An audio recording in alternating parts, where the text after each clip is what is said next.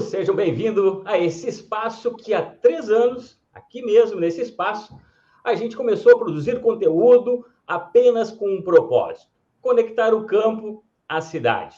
Seja mostrando as iguarias produzidas no campo, que vão parar aí na sua mesa, ou também falando a história dos produtores rurais, mas o nosso objetivo foi sempre mostrar ao público urbano o genuíno valor do agro.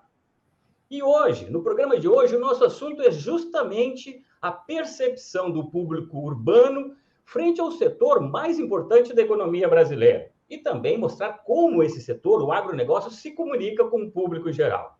E por isso, para falar sobre esse assunto, hoje a gente está na companhia de um convidado muito especial, que a gente tem a honra de receber, o publicitário e presidente da Associação Brasileira de Marketing Rural e Agro, o senhor Ricardo Nicodemos. Seja bem-vindo, Ricardo. É um prazer lhe ter aqui no Agro Urbano. Eu que agradeço, Emerson, o convite, agradeço a oportunidade de falarmos um pouco sobre comunicação, sobre marketing. É um prazer estar com vocês.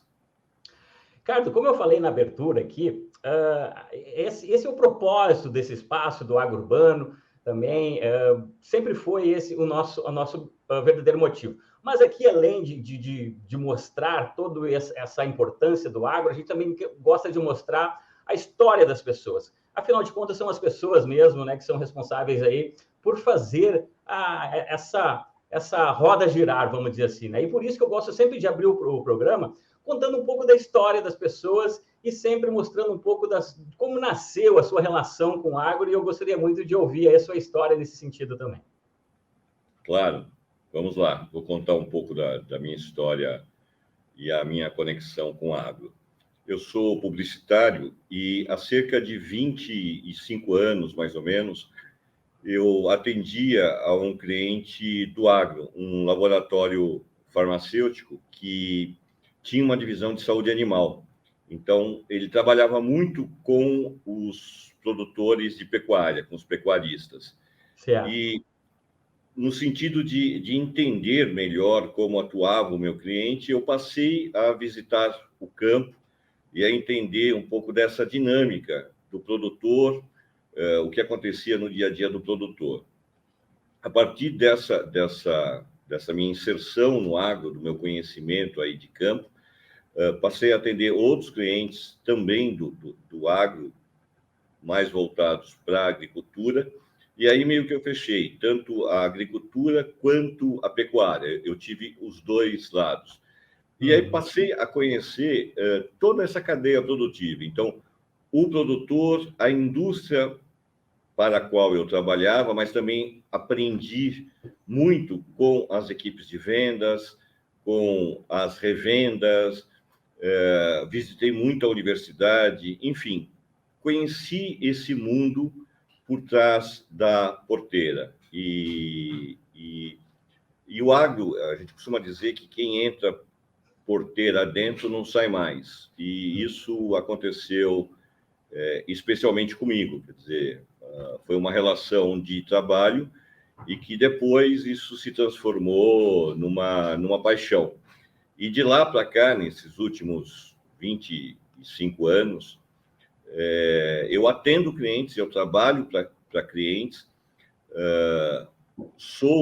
faço parte da Associação Brasileira de Marketing Rural e Agro. A minha relação, inclusive, com a associação, ela começou de forma profissional. Há mais ou menos 16, 17 anos, eu me aproximei dessa associação, da qual hoje eu sou presidente, me associei à minha empresa, participei dos grupos de trabalho, dos comitês, depois fui convidado a ser orientador e coordenador dos 3 comitês. A BMRA tem 3 comitês: produtos e serviços, agências de publicidade e veículos de mídia. Passei a coordenar os 3 comitês. Depois fui convidado a participar da administração como diretor administrativo e financeiro, e por 2 gestões. Depois segui em 3 gestões como vice-presidente E agora fui eleito no final do ano passado presidente da entidade. Então, a minha relação com o agro, ela é muito intensa, sem contar que, de uma certa forma, todos nós temos relação com o agro a partir do nosso nascimento, né? Então, a minha relação profissional com o agro e mais próxima é mais ou menos essa. A minha história com o agro é mais ou Foi menos na essa. questão do trabalho mesmo, quer dizer que não tinha na família produtor rural, né, nem coisa parecida. Foi na relação do trabalho, mais ou menos por aí, né? Foi exatamente a relação do trabalho. Foi o trabalho que me levou à conexão com o agro. E no agro eu aprendi muita coisa. E aprendo a cada dia, né? O agro ele é uma experiência diária. Não, e é muito bacana isso que você está falando, porque é justamente o que aconteceu comigo também. Eu não sou filho de produtores, a minha relação, eu costumo brincar que a minha relação com o agro era nos campos de futebol, porque eu era jornalista esportivo, e o que eu tinha mais próximo do agro era num campo de futebol que tem a grama ali, né, e tal. A bola que rolou, né? Mas, como você disse, tudo tem uma conexão com o agro, né? E até o fato de eu depois vir a trabalhar com o agro me motivou a também desenvolver esse trabalho de começar a falar sobre o agro de forma mais, vamos dizer assim, urbana, né? Que pudesse fugir um pouco do tecniquez e tudo mais, né? Que foi nascendo. Você disse agora há pouco aí que desenvolve esse trabalho, né, na Associação de Marketing Rural, né, como a gente falou, né? Uma entidade que já tem uma longa história, aí são quantos anos? Eu tinha 42 anos, né? E tem muita gente de relevância, de relevância nacional, né? São ligadas ao marketing, que trabalham nessa entidade. Qual é o propósito fundamental aí da associação? Claro, Emerson, boa colocação. A BMRA, ela completou em junho, agora passado, 43 anos de existência. E ela foi fundada por profissionais, há 43 anos, ela foi fundada por profissionais de marketing que trabalhavam nas indústrias e tinham necessidades muito específicas naquele momento. Uma das suas necessidades era trocar informações, quer dizer, trocar informações, trocar fotografias, trocar imagens. Tudo que hoje para nós é muito fácil, há 43 anos você tinha uma dificuldade muito grande, por exemplo. Você tinha uma dificuldade de ter a foto ou ilustração de uma determinada planta ou de uma determinada semente. Assim também como era mais difícil você ter uma foto ou uma imagem de um bovino em especial. Então, esses colegas começaram a se encontrar em almoço, em cafés, em chopp, para trocar informações, para trocar ideias. E aí notaram que essas necessidades eram muito comuns entre eles. E esse grupo ele foi aumentando, porque um falava, olha, eu não tenho essa foto, mas eu sei que o ciclano tem. E aí, no próximo almoço, trazia um ciclano. E isso foi aumentando, quer dizer, esses encontros foram aumentando, até chegar no momento em que eles acabaram reservando uma parte de um restaurante de tanta gente que se tinha. E, nesse momento, efetivamente, decidiram por fundar a associação. E foi algo bastante acertado, porque há 43 anos, a BMRA ela trouxe muitos conceitos e nós temos hoje como propósito principal da nossa entidade, disseminar as boas práticas do marketing e da comunicação no agro. Então, esse é o nosso grande desafio. Nós, o tempo todo, estamos buscando passar aos nossos associados, transferir aos nossos associados tudo aquilo que é de importância, mais valioso, é mais atual, mais moderno, sobre as práticas de marketing e de comunicação no agro. E sempre as boas práticas, sempre orientando para as boas práticas. Então, esse é o nosso grande propósito. O que seriam essas boas práticas, assim, de modo resumido, Ricardo? Eu vou te dar alguns exemplos atuais. Tudo que fizerem, tudo que comunicarem, que seja baseado em ciência, que seja baseado em informações efetivamente verídicas, porque nós estamos atravessando um momento em que o digital ele tornou-se terra de ninguém. Então, muitas vezes você fala algo ou você divulga algo que não necessariamente reflete exatamente toda a verdade. Então, isso é muito preocupante e nós, o tempo todo, estamos orientando aos nossos associados que protejam as suas marcas. Marca é o principal patrimônio de uma companhia. Então, não entre em modismo, tenha muito cuidado com o que você faz, com o que você veicula, seja um defensor e um protetor da sua marca, pense sempre no médio e no longo prazo, não seja imediatista. Nós sabemos que há muitas ferramentas hoje digitais que acabam instigando, quer dizer, coça para você estar lá, para você fazer uma brincadeira, mas tome cuidado com direitos autorais. Uma coisa é eu pegar uma música de um famoso como pessoa física, fazer uma brincadeira, um videozinho. Outra coisa é eu fazer isso com a minha marca, com uma roupa, com uma uniforme da minha marca, mostrando a minha marca. Eu tenho que tomar cuidado com direitos autorais, eu tenho que tomar cuidado com uma série de procedimentos. E eu vou te dar um exemplo, Emerson, sobre o que nós fazemos aqui na BMRA. Nós orientamos os nossos clientes a trabalharem com briefing, algo que virou um artigo de luxo em algumas companhias. Nós temos o tempo todo orientado aos nossos clientes, aos nossos associados, que no final das contas são clientes da associação, a trabalharem com briefing, quer dizer, circulem um briefing por todas as pessoas responsáveis, revejam isso antes de mandar para as suas agências, porque muitas vezes, numa revisão de briefing, você pega pontos que poderiam te deixar numa cilada. Então, trabalhe fazendo o projeto como um todo. E nós sempre falamos que um briefing para um departamento de marketing, para uma campanha, para um projeto, ele está no mesmo grau do que uma planta de arquitetura quando você vai construir uma casa.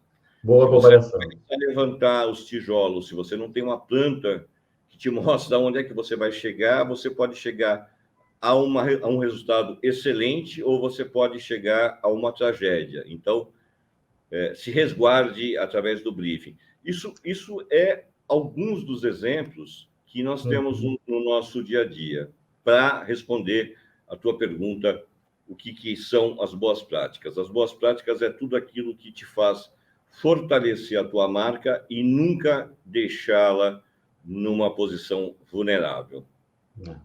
Só retomando aí, para quem não tem familiaridade com o tema, o briefing é aquele trabalho que vamos dizer assim, a agência faz com o cliente para formatar, né? Vamos criar o formato mesmo da campanha, onde que ali tudo vão estar as informações mais relevantes, vão dar o norte, como você disse, assim. Basicamente, em poucas palavras, seria isso. Mas, Ricardo, eu queria, antes de entrar propriamente na pesquisa, que é um trabalho aí, né, do movimento Todos a Uma Só Voz, ao qual até você é um dos mentores, antes de entrar nesses números que tem informações bem interessantes, né, do perfil, dos percentuais e tudo, ainda sobre esse trabalho de vocês aí na associação, a gente sabe que o agro, além de se comunicar e mostrar, assim, tem alguns gargalos, algumas barreiras ainda, né?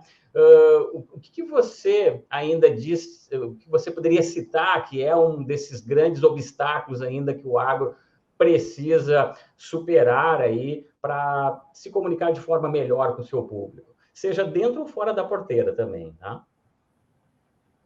Claro, eu vou te colocar alguns pontos que são importantes até e que faz um pouco da jornada do que nós vamos conversar daqui um pouco.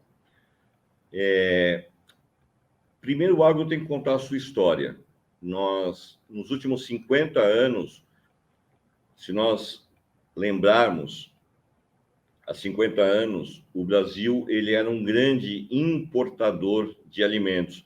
Nós não tínhamos alimento suficiente para abastecer, para cobrir todo o território nacional. Então, nós éramos grandes importadores de grãos, nós éramos grandes importadores de carne, por exemplo, mas os produtores rurais, esses guerreiros e as produtoras, porque a gente não pode se esquecer que as produtoras sempre estiveram presentes nessa história. Nos últimos anos, elas têm tido reconhecimento sobre isso, elas têm sido evidenciadas, mas a verdade é que a mulher sempre esteve nessa história. Há 50 anos ela participa das nossas grandes conquistas. E foram os produtores e as produtoras que arregaçaram as mangas e botaram a mão no laço e na enxada e mudaram essa situação com a ajuda de institutos de pesquisa, com as indústrias que investiram e nos tiraram de uma situação de insegurança alimentar para levarmos o agro a uma posição de destaque e de liderança mundial. Então, se você me perguntar o que é que nós precisamos fazer, o primeiro ponto é que nós precisamos contar as grandes histórias, as grandes vitórias para o povo brasileiro. Então, nós estamos no meio do momento de Copa do Mundo, Jogos do Brasil. Toda vez que o Brasil marca um gol, é uma comoção nacional, de ponta a ponta. Nós marcamos muitos gols no agro. Nós precisamos contar isso para o brasileiro e fazer com que haja uma comoção, que haja o respeito e que haja a admiração. Nós precisamos aí incentivar o orgulho nacional por todas as conquistas que tivemos até agora. Bacana, bacana.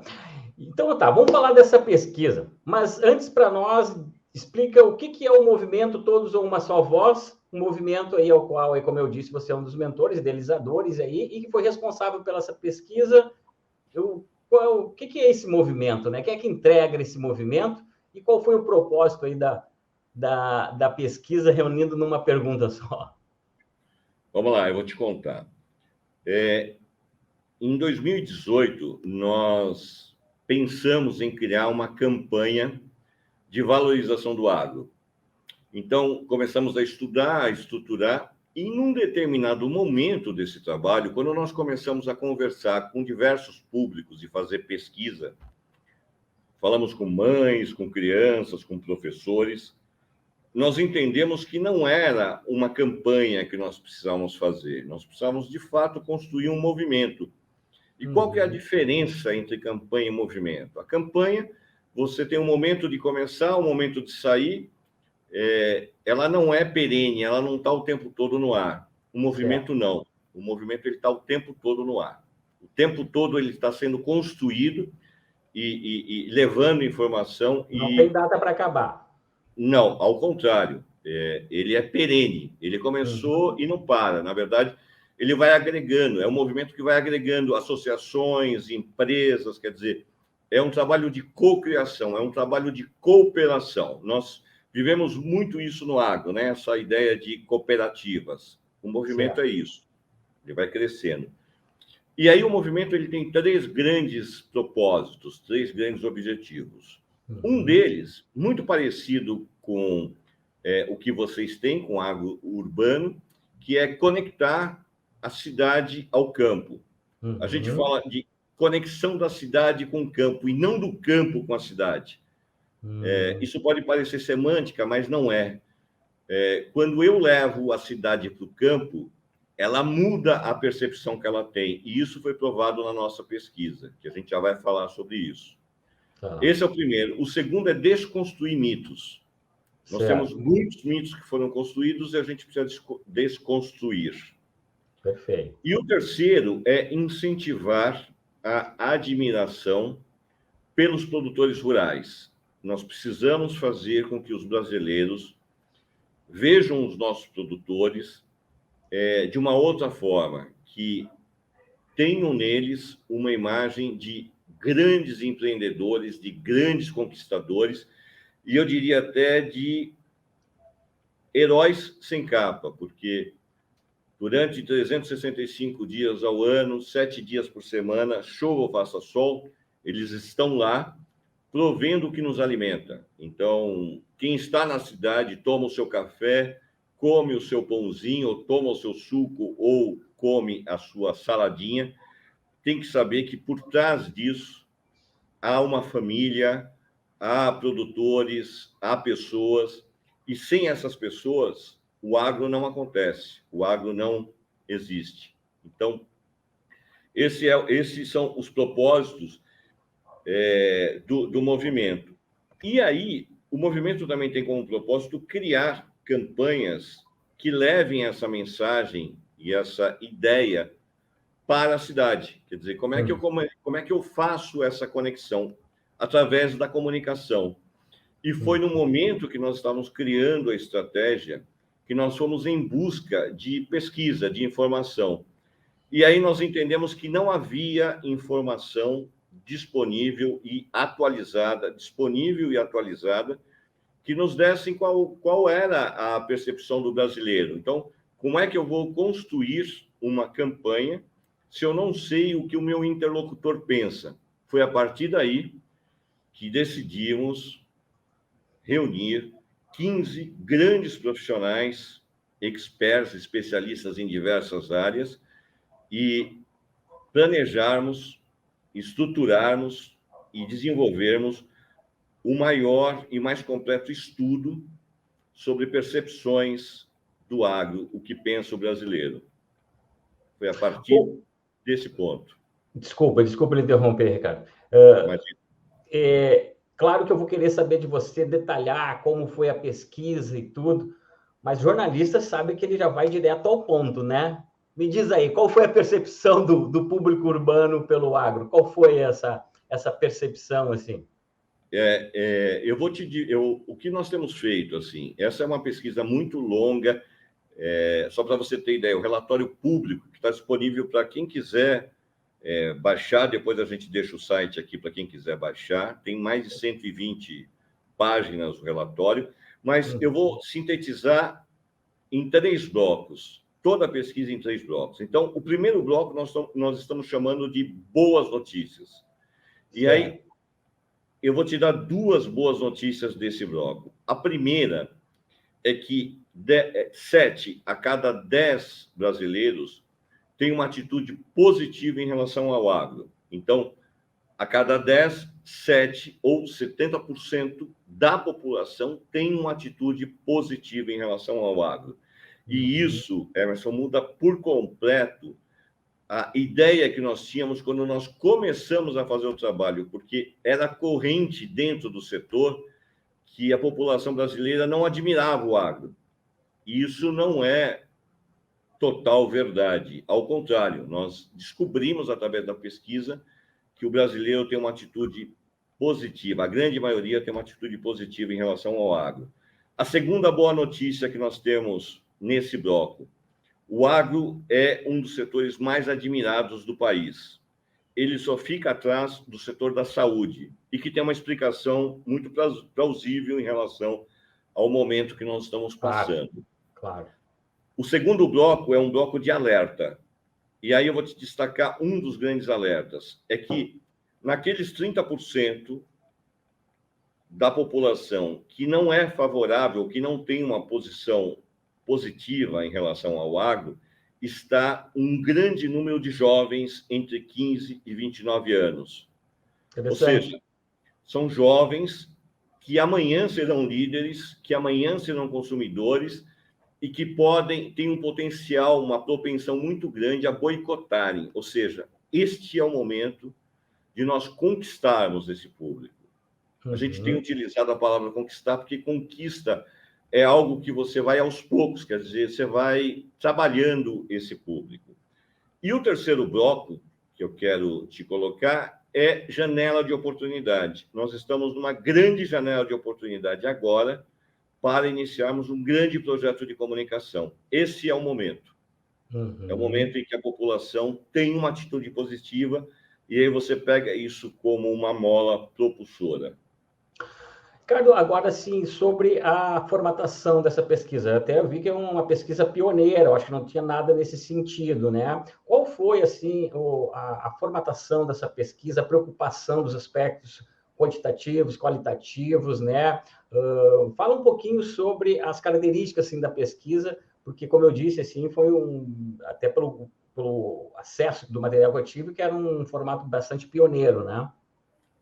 Exato. Quando nós nos juntamos, esses 15 profissionais, são experts em pesquisa, em estudos, em reputação de imagem, comunicação, marketing, enfim.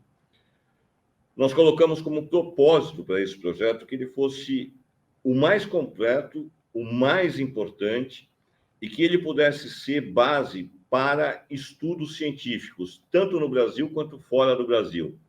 Então, toda a metodologia utilizada, e foram várias metodologias utilizadas, elas estão em consonância, em linha com o que acontece fora do país. Então, estudos científicos de mercado fora do Brasil, dentro do Brasil. Para você ter uma ideia, responderam a esta pergunta 4.215 pessoas. Sim. Todas as classes sociais, todas as faixas etárias, divididas por sexo, exatamente em linha com os estudos do IBGE. Então, tecnicamente e cientificamente falando, ela está em linha com o que hoje o IBGE utiliza como parâmetros. Ou seja, eu tenho todos os parâmetros, eu tenho todas a formatação e metodologia de estudos internacionais e que me dão segurança e confiança para tomar decisões a partir dela. Então, quando a gente diz que 7 a cada 10 brasileiros têm uma atitude positiva, nós utilizamos várias metodologias para nos certificarmos disso. E um dado bastante importante, a pesquisa, o estudo, ele demandou 12 meses. Foram 2 meses de trabalho e 10 meses de produção. E ele passou por 5 fases. A primeira fase foram estudos de papers. Quando a gente fala paper científico, para quem não está familiarizado, são trabalhos científicos nacionais e internacionais que nos mostraram qual é a relação do agro no Brasil e fora do Brasil. Então, isso nos serviu de referência para que a gente pudesse começar a desenhar o nosso trabalho. Depois, nós fizemos a segunda fase, foram pesquisas qualitativas. Então, nós fizemos pesquisa com jornalistas da grande imprensa, com jornalistas dentro do agro, com pessoas da sociedade urbana, então, com donas de casa, com empresários do agro, com empresários fora do agro, com veganos, não veganos, para que a gente pudesse ter uma visão bastante apurada de como nós íamos construir o questionário para ir para a população. Na terceira fase, nós fizemos um workshop com as associações, mais de 40 associações, que nos apoiam, que apoiam o movimento. Então, nós tivemos a presença de 22 associações com seus profissionais, foram quase 40 pessoas que nos ajudaram, falando um pouco das suas inquietudes, das dores, dos problemas que viam e das expectativas que tinham para ter um agro melhor, uma imagem melhor do agro. E aí a quarta fase foi efetivamente a campo, foi a pesquisa a campo. E aí nós tivemos 4.215 pessoas respondendo em todo o Brasil, todos os estados, nós cobrimos todo o estado. Então, todos, absolutamente todos. E a quinta fase foi efetivamente a de trabalhar com todo o material que nós reunimos nas fases anteriores e que deu aí, culminou nesse grande relatório, que hoje, para nós, é meio que uma linha mestra para o nosso dar continuidade para um projeto ainda maior, né? Um projeto que vem por aí que é ainda maior. Sem dúvida, a gente olhando os números, né, como você disse, é um material farto, né, bem extenso, denso, né, que com certeza ali tem informações extremamente valiosas para qualquer setor do agro. Mas eu te pergunto, Ricardo, foi possível observar na pesquisa qual foi o público de classe social que mais avaliou bem, assim, e qual foi a idade? Só para a gente ter uma noção, mais ou menos? Olha, de certa forma, essa questão, quando você fala avaliou bem, que tem uma atitude positiva, nós temos uma faixa etária um pouco maior, mas, de certa forma, a atitude positiva em relação ao agro, ela foi meio que linear. Eu tenho pouca diferença das classes sociais. E nas classes sociais, as classes mais elevadas têm um pouquinho mais de percepção positiva. Mas isso, em momento algum, colocaria para nós um senão que as classes mais baixas ou as classes médias tivesse algum tipo de restrição. Vocês não fariam essa leitura?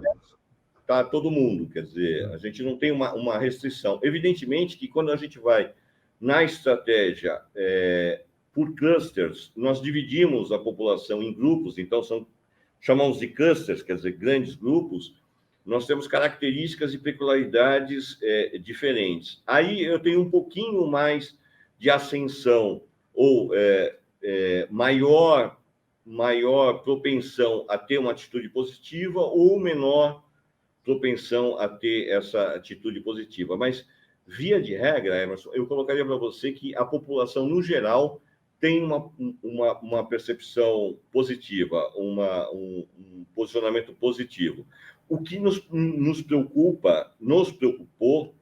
foi que naquele grupo, embora seja 30%, são 30% barulhento. São pessoas que conseguem reverberar uma fake news, entendeu? Nesse grupo estão aqueles artistas, estão aquelas pessoas que não entendem absolutamente nada exatamente o que acontece no campo, mas têm o poder de reverberar muito alto. Então, nós precisamos, de certa forma, conquistar esse pessoal, levar para eles a informação. Muitas vezes, nós precisamos fazer a meia-culpa, porque faz parte um pouco do nosso papel enquanto setor, sair da posição reativa, quer dizer, o tempo todo você está reagindo a um estímulo ruim e passar a enviar mensagem, quer dizer, faz parte nós comunicarmos o que de fato acontece e o que de fato é verdadeiro. Verdade. E se nós não contamos a nossa história, alguém o fará. E vai fazer da maneira que achar mais conveniente. Então. É mesmo. Quando a gente não ocupa aquele espaço, outra pessoa ocupa com a sua verdade. Mas eu sei que a pesquisa também revelou aspectos positivos e negativos também. E também sei que essa pesquisa tem um projeto de continuidade, que é muito interessante.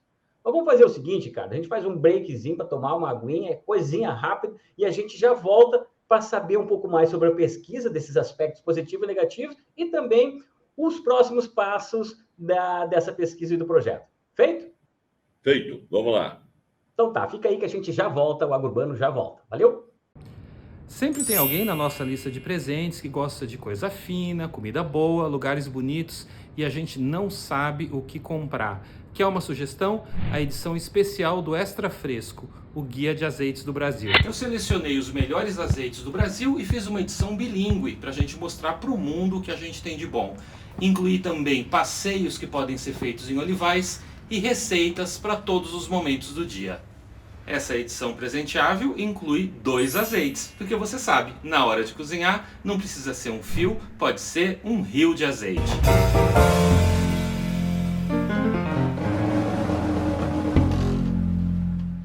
Bem, o AgroUrbano de hoje já está de volta com o apoio do Master Cosmopolitan, aonde que acontece os sabores Master e também na companhia do Mercado do Bairro. O Mercado do Bairro, uma proposta diferenciada, onde se reúne parrilla, você tem açougue, você tem um empório, enfim, um lugar extremamente aprazível aqui em Porto Alegre. E hoje a gente está falando sobre a percepção do público urbano como agronegócio. E na companhia da Companhia Rica de Ricardo Nicodemos, o homem que é publicitário, ele também é o presidente da Associação Brasileira de Marketing Rural e Agro e também um dos gestores do movimento, idealizador do movimento Todos em uma Só Voz, responsável pela pesquisa, que a gente falou bastante no primeiro bloco, e a gente ia retomar agora, como prometido, né, Ricardo, para falar aí sobre a continuidade do projeto, mas ainda vamos explorar um pouco mais a pesquisa, para a gente já entrar, antes de entrar na continuidade desse projeto, que você tem essa novidade aí para nos contar. Eu dando uma olhada na pesquisa, eu vi ali que também alguns aspectos positivos e negativos foram relacionados. Dentro dos aspectos negativos, ainda vem a questão do agrotóxicos, né? De que forma, né, esses números, essa impressão, poderia nos ajudar a desfazer, talvez, essa impressão que muitas vezes é equivocada, ou na maioria das vezes é equivocada, né, Ricardo? Claro, Emerson. A pesquisa nos mostrou esses aspectos, vamos chamar negativos, mas é bom a gente até destacar que, embora tenham aparecido, eles apareceram numa quantidade até baixa do que nós esperávamos. Então, ele é um problema, ele está presente, não tem uma evidência tão grande, mas é um alerta para que a gente faça um trabalho, porque ele pode crescer, e esse é o papel da pesquisa, quer dizer, nos dar o indicativo do que pode amanhã ser um problema maior do que já é hoje, e um deles é essa questão dos defensivos, né? Que é tratado como agrotóxico. Então, o primeiro ponto... climático, eu imagino que os dois devem ombrear, né? Exato, mas não é uma questão de semântica, porque uma coisa é eu falar defensivo, outra coisa é eu falar agrotóxico. A palavra agrotóxico, ela carrega por si só algo muito pesado. E que a gente tem que, ao longo de um determinado tempo, e isso não é do dia para a noite, mudar essa chave. Quer dizer, vamos falar de defensivos. Ah, mas é agrotóxico. Não, vamos falar de defensivos.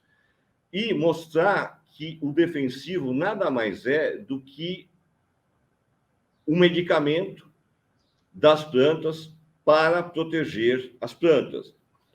É como se eu estivesse com dor de cabeça e fosse lá e tomasse um comprimido.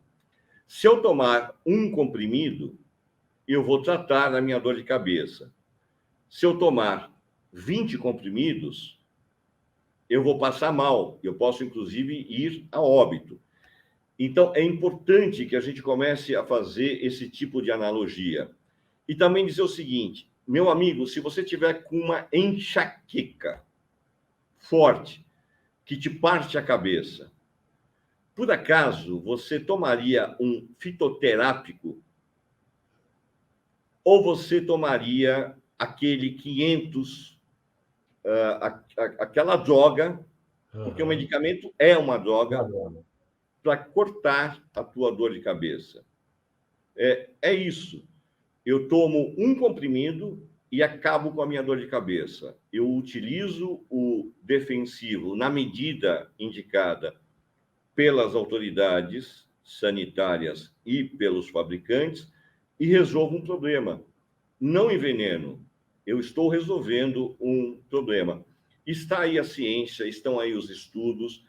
Resta-nos criar essa narrativa e levar essa informação de uma forma... E nós estamos falando de não sermos reativos, Emerson, e levar a informação. Quer dizer, na medida que você leva a informação, você vai quebrando um pouco desses mitos, dessas histórias que foram, de certa forma, mudadas. Quer dizer, o defensivo, ele é, sim, uma droga, mas quando utilizado na medida e da forma correta, ele não faz mal à saúde.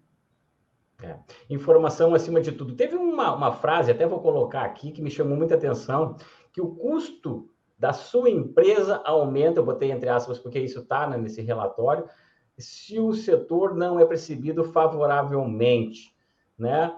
Eu gostaria que você comentasse um pouco sobre essa frase, porque eu acho que é justamente alguma situação que... É uma situação que justamente acaba prejudicando o agro, né? Que quando muitas vezes um determinado segmento, né, ele acaba tendo um custo maior quando existe essa percepção que não é favorável. Gostaria que você comentasse um pouco sobre essa frase. Claro, e vou dar continuidade à nossa linha de raciocínio agora. Nós estamos falando de defensivo, o defensivo faz parte do setor do agro, e se nós não contamos a história da forma correta, se nós não posicionamos da forma correta, os produtos que advêm do agro passam a ter uma percepção equivocada. Assim, por exemplo, quando a gente fala de pecuária, nós temos que desmistificar muito o que se fala a respeito da pecuária. A pecuária não é a vilã, os produtores não são os vilões. Da questão ambiental ficou muito atrelado. A pecuária sofreu muito com essa questão ultimamente, que vem se falando muito na questão climática, né?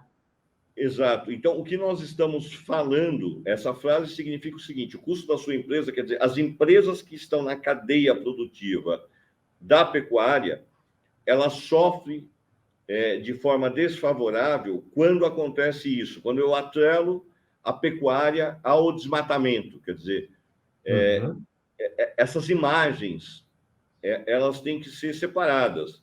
E mais do que isso, nós não estamos falando em passar pano. Nós estamos dizendo o seguinte: a lei deve ser cumprida. Se um produtor não segue a lei, se está fazendo coisa errada, ele deve ser punido. E não seus colegas que fazem a coisa correta.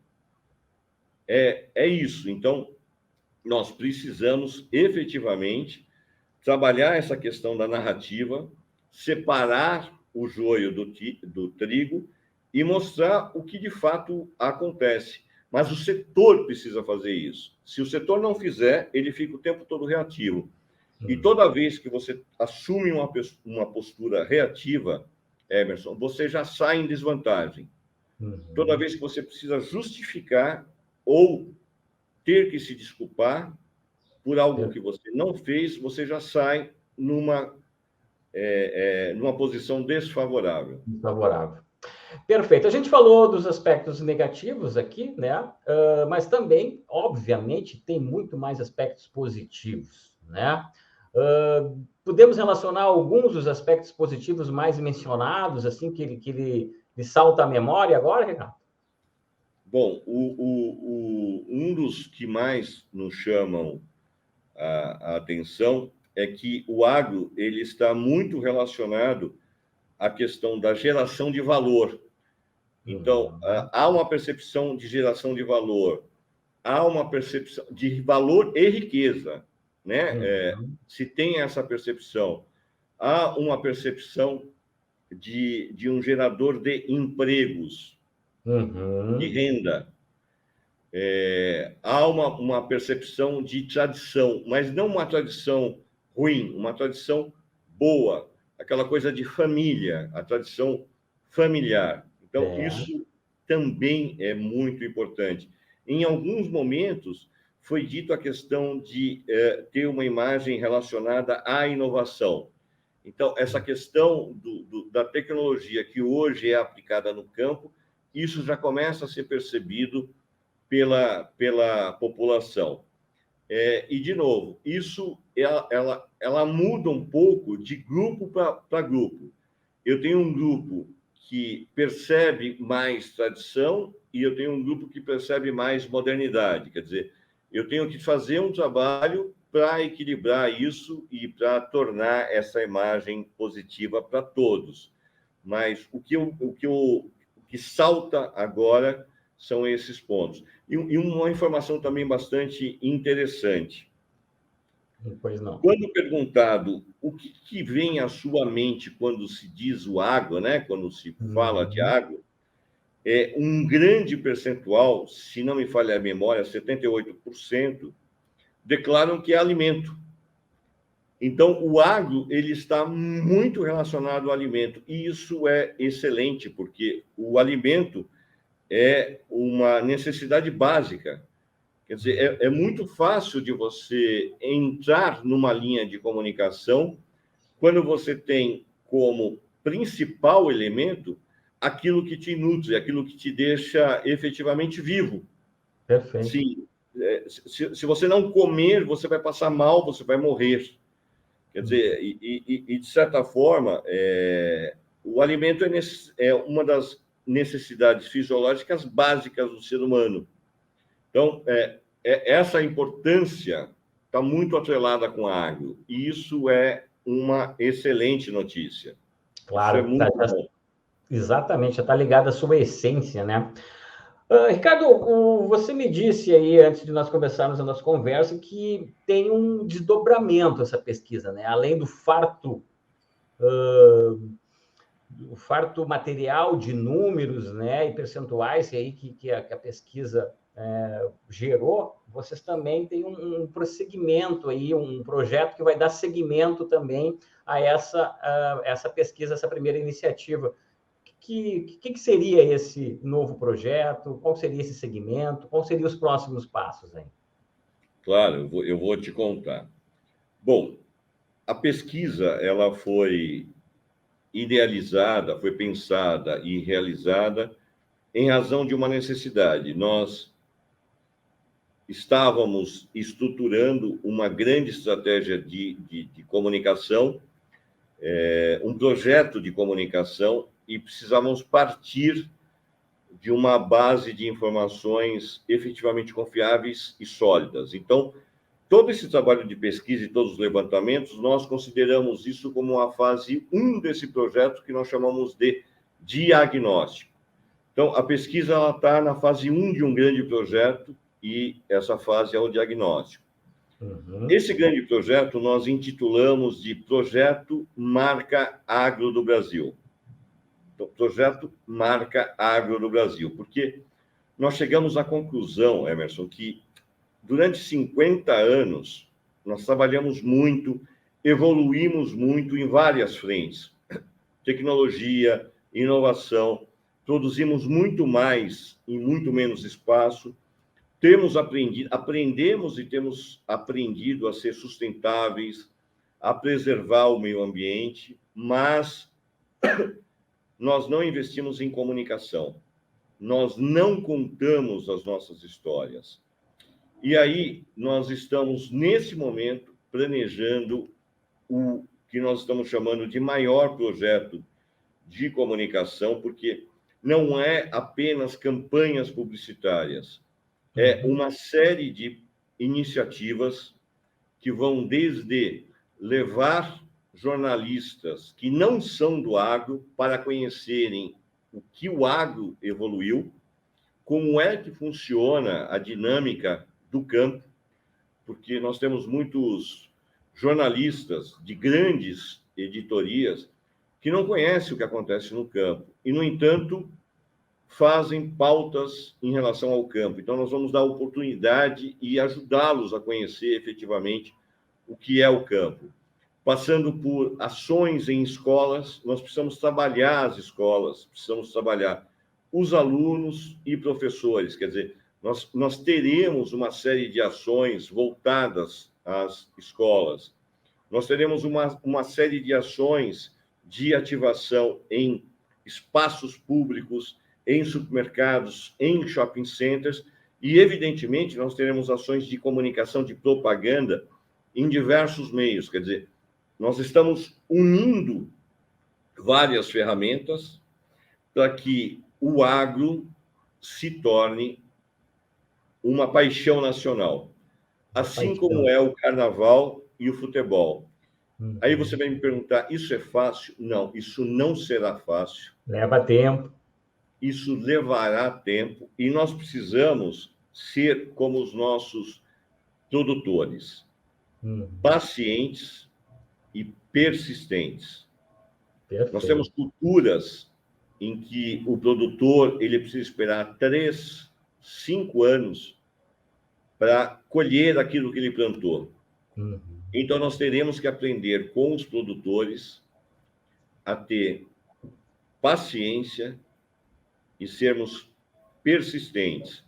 E também temos que aprender com os produtores a trabalharmos de forma cooperada. Então, cooperada. Todo mundo se ajudando, inclusive o produtor. Porque nesse desafio, o produtor ele tem que entrar, ele tem que estar junto com a gente. Então, vamos unir produtores, associações, indústrias, veículos de mídia, comunicadores, todos com o intuito de tornarmos o agro numa grande paixão nacional. Temos tudo para isso.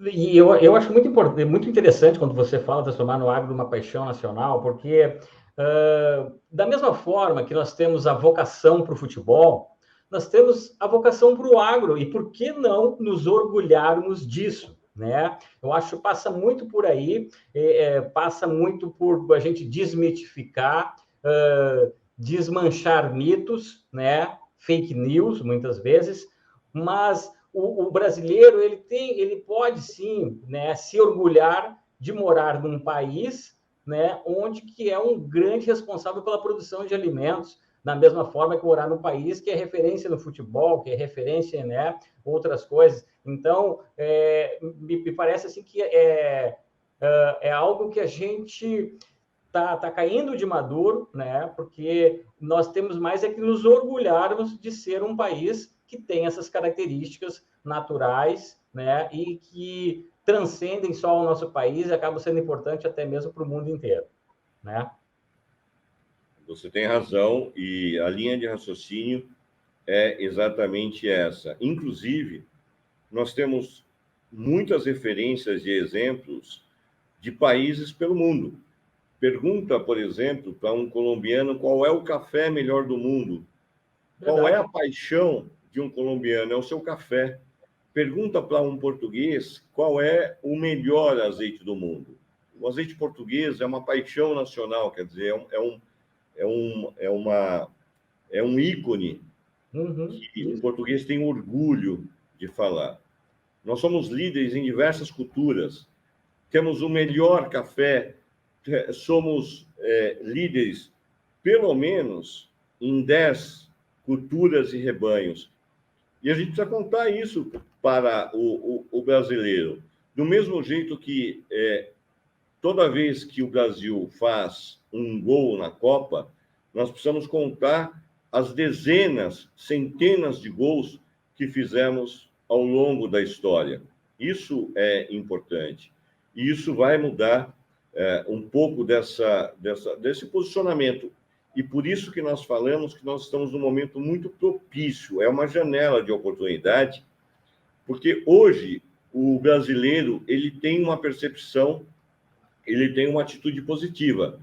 Então, aproveitarmos esse bom momento, quer dizer, aproveitarmos essa percepção e contar a ele as histórias. Quer dizer, a assimilação disso será, sem dúvida, muito mais fácil, muito mais rápida. Exatamente. Contar histórias, mostrar as pessoas. Ricardo Nicodemos, publicitário, presidente da Associação de Marketing, Associação Brasileira de Marketing Rural e Agro, e também um dos mentores, idealizadores aí do movimento Todos a Uma Só Voz, responsável pela pesquisa, que traduzia um pouco da percepção da população urbana em relação ao agro. Ricardo, você disse que tem um site onde as pessoas podem ter acesso a um pouco mais sobre esse relatório. Diz para mim qual é o site. Eu te digo, é www.todosumavoz.com.br. todos a uma só voz.com.br. Vou repetir. Todos a uma só voz.com.br. Assim que entrar no site, tem um grande banner logo na frente. Clicou lá, é só baixar o PDF da pesquisa. É isso aí? Todos a uma só voz.com.br. Esse aí. Tá certo, Clicou aí, tem acesso ao relatório, mais de 128 páginas. Os produtores vão adorar, porque mostra o quanto o trabalho que desenvolvem no campo está sendo reconhecido. E mérito deles, todo deles. E não é só para produtor, né? Tem muitas pessoas que trabalham com o agro dentro e fora da porteira, têm curiosidade de entender um pouco mais sobre isso. Tenho certeza que vai ser muito, muito, muito útil para essas pessoas também. Aqueles que são estudantes, enfim, né? Diria que tem informações para vários tipos de público. Ricardo, estamos se aproximando já do final do programa. Eu gostaria de dedicar esses instantes finais aí para que você pudesse deixar mais alguma mensagem ou destacar algum ponto que talvez nos passou aqui desapercebido. Bom, primeiro eu quero agradecer, Emerson, ao convite, dizer que nós estamos esperando também o Agro Urbano. Vocês são nossos convidados a participarem desse grande projeto. Nós temos feito um trabalho bastante grande de valorizar os comunicadores regionais. Nós entendemos a importância dos grandes veículos de comunicação, mas nós temos dito que os comunicadores regionais são muito importantes. Nós temos dito isso em apresentações, em reuniões, porque vocês conhecem a realidade local e conhecem fora e dentro da porteira. Quer dizer, vocês têm uma visão efetivamente da região. Então, um trabalho como esse, que nós vamos construir aí a várias mãos, vocês são nossos convidados. E dizer que o agro tem tudo para se tornar uma paixão nacional, porque conquistas nós temos. O agro está nos levando à liderança em várias culturas, vários rebanhos. Nos resta contar essa história para a população urbana e mostrar para a população que aqui há um grande campo de oportunidades. Oportunidades para quem quer empreender, para quem quer ter uma carreira sólida, porque vagas há, quer dizer, oportunidades de emprego há. Falta a população olhar um pouco mais, que verá o quanto pode aí colher de boas oportunidades. E estamos juntos, junto com vocês, junto com os produtores, junto com a sociedade urbana, para tornarmos aí o Brasil, de fato, o que muito se diz que é o celeiro do mundo. Vamos fazer isso. Não tenha dúvida, maravilha, pode contar sempre aqui com o Agro Urbano, que essa é a nossa essência mesmo.